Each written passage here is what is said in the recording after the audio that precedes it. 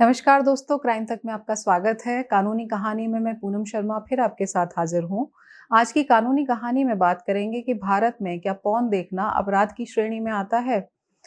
हमारे देश में पॉर्न को लेकर किस तरह के नियम कानून हैं?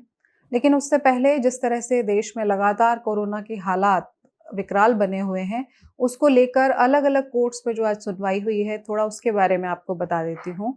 आज सुप्रीम कोर्ट में केंद्र सरकार जो थी उसने एसएलपी दाखिल की क्योंकि एक दिन पहले अभी दिल्ली हाई कोर्ट ने जो सेंट्रल गवर्नमेंट के ऑफिशियल्स हैं, उनके खिलाफ अवमानना का मुकदमा चलाने के आदेश दे दिए थे क्योंकि जो 700 मीट्रिक टन ऑक्सीजन की ज़रूरत दिल्ली को थी, वो नहीं सप्लाई की गई थी। तो आज जब सुप्रीम कोर्ट में एसएलपी दाखिल की गई हाई कोर्ट के इस आदेश को चुनौती देते हुए, तो कोर्ट ने फिलहाल उन अधिकारियों के खिलाफ अवमानना का जो मुकदमा चलाने के लिए आदेश दिए थे, उसको स्टे कर दिया है और कहा है कि आज की स्थिति में इन सभी लोगों को जो आम लोग हैं, उनके लिए काम करने की ज़रूरत है। सब लोग अपनी तरफ से पूरी कोशिश कर रहे हैं, लेकिन और स्थिति को बेहतर किए जाने की ज़रूरत है। सुप्रीम कोर्ट ने ये भी कहा कि जितनी ऑक्सीजन की ज़रूरत है, हालाँकि वो दी जानी चाहिए और स्टे हम सिर्फ़ जो सेंट्रल गवर्नमेंट के ऑफ़िसर जो हैं, उनकी अवमानना का मुकदमा जो चलाने के आदेश हैं हाई कोर्ट के, सिर्फ़ उस पर स्टे लगा रहे हैं। बाकी जो ऑक्सीजन की कमी से जुड़े हुए तमाम याचिकाएँ हैं, उस पर सुनवाई करने के लिए दिल्ली हाई कोर्ट स्वतंत्र है। हाई कोर्ट में भी आज दिल्ली में सुनवाई हुई ऑक्सीजन की सप्लाई को लेकर और ख़ास तौर से जो कल अब आगे हियरिंग होगी, उसमें 2 चीज़ों के जवाब केंद्र से और दिल्ली सरकार से कोर्ट ने माँगा है।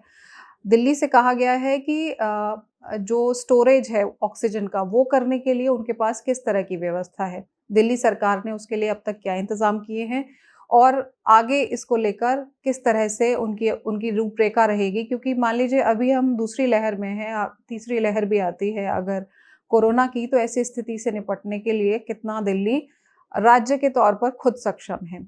साथ ही केंद्र सरकार से ये कहा है कि 700 मीट्रिक टन जो अभी फ़िलहाल हर दिन ऑक्सीजन की ज़रूरत दिल्ली को है, लेकिन वो अभी लगातार कम मिल रही है ऑक्सीजन।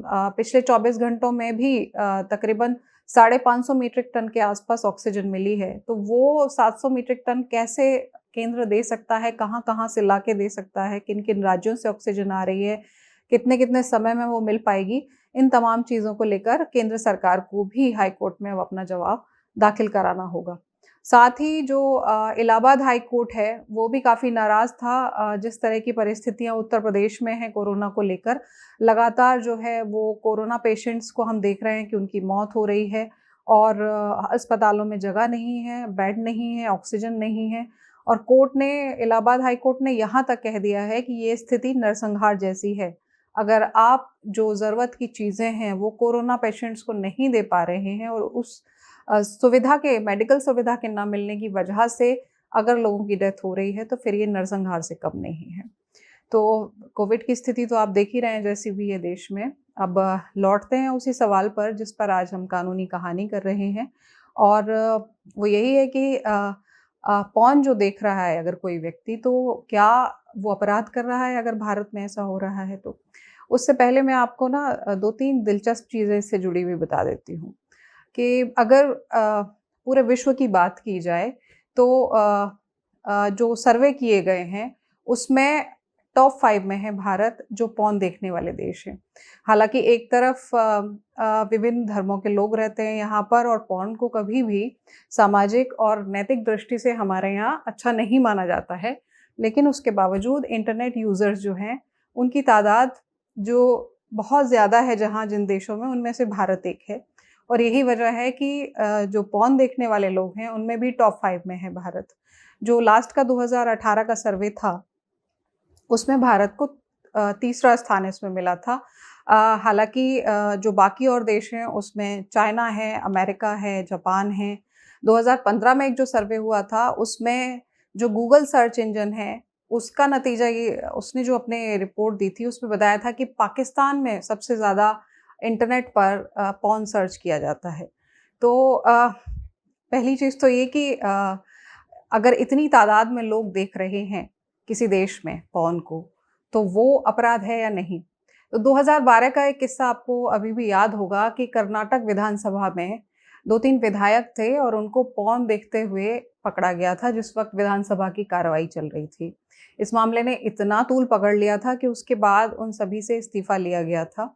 हालाँकि उन्हीं में से एक विधायक लक्ष्मण सावदी जो हैं, वो फ़िलहाल कर्नाटक के उप मुख्यमंत्री बने हुए हैं। तो चाहे आप विधानसभा में हो या अपने घर में हो, कानूनन रूप से पॉर्न देखना अपराध है या नहीं?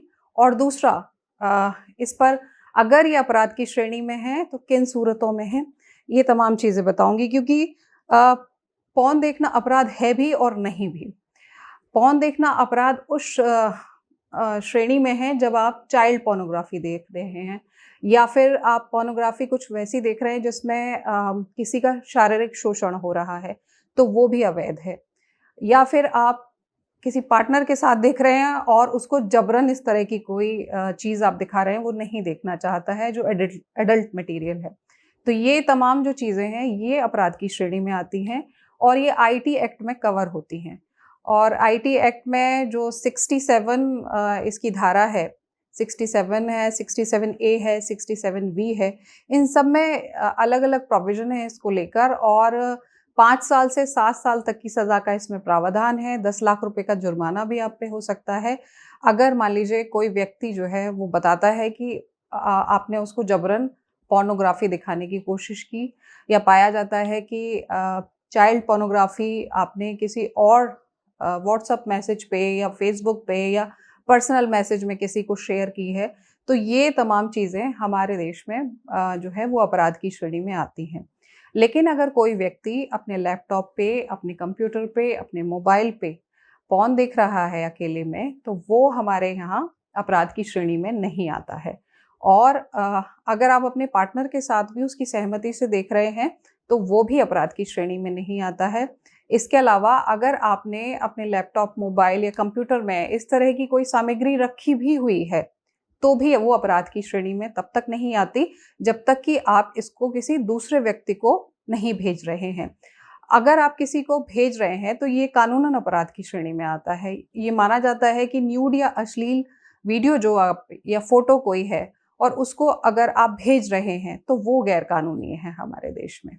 यहाँ तक कि जो सेक्स कहानियाँ हैं, वो भी पोर्नोग्राफ़ी का हिस्सा मानी जाती हैं और माना जाता है कि इनको भी अगर कोई प्रकाशित कर रहा है या अपलोड कर रहा है, तो वो भी हमारे देश में अपराध की श्रेणी में आता है। लेकिन अगर इसे कोई पढ़ रहा है, जो ऑलरेडी अपलोड हो चुकी है, उसको अगर कोई देख रहा है, पढ़ रहा है, तो वो अपराध की श्रेणी में नहीं आती है।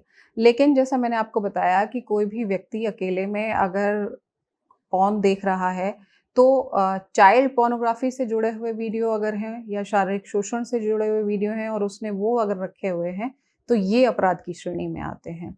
इसके अलावा पॉर्न देखने का जैसे आप सब लोगों को पता होगा कि मिनिमम एज जो है वो 18 साल है, यानी कि एडल्ट कोई भी इस तरह का मटीरियल देखने के लिए आपकी उम्र कम से कम 18 साल होनी चाहिए और इससे कम उम्र के अगर आप हैं, तो ये सब नहीं देख सकते हैं। जैसे मैंने बताया चाइल्ड पोर्नोग्राफ़ी को लेकर तो जो आईटी एक्ट है, वो तो लगता ही लगता है। इसके अलावा पॉक्सो की जो धाराएँ हैं, वो भी उस व्यक्ति पर लगती हैं जिसने चाइल्ड पोर्नोग्राफ़ी को किसी दूसरे को अगर भेजा है। तो इन चीज़ों का ज़रूर ध्यान रखें जब ख़ास तौर से अगर आप पॉर्न देख रहे हैं तो आप अपराधी ना बन जाएँ, इस चीज़ का पूरा ख़्याल रखें। एक चीज़ और है कि ज़्यादातर जो इंटरनेट इस्तेमाल हमारे हिंदुस्तान में हो रहा होता है, उसमें 70% जो ट्रैफ़िक है, वो पॉर्न वेबसाइट्स के थ्रू ही आ रहा होता है। और दूसरी इसमें एक चीज़ और भी है कि जो पॉर्न देखने वाले लोग हैं, उसमें 70% जो लोग हैं, वो पुरुष हैं और 30% महिलाएँ हैं। तो भारत की तो पॉर्न को लेकर फ़िलहाल ये स्थिति है और बहुत ज़्यादा सख्त कानून तो हमारे हिंदुस्तान में अभी इसको लेकर नहीं है। लेकिन जो लोग पकड़े जाते हैं नेचुरली उन पर फिर मुकदमा चलता है या फिर आपने ऐसी कोई ऑब्जेक्शनेबल मटीरियल जो है वो शेयर की है, अपलोड की है, तो उस पर आपके खिलाफ कार्रवाई होती ही होती है इस तरह के लोगों पर। तो आज की कानूनी कहानी में इतना ही। कल आपसे फिर मुलाकात होगी। तब तक के लिए नमस्कार।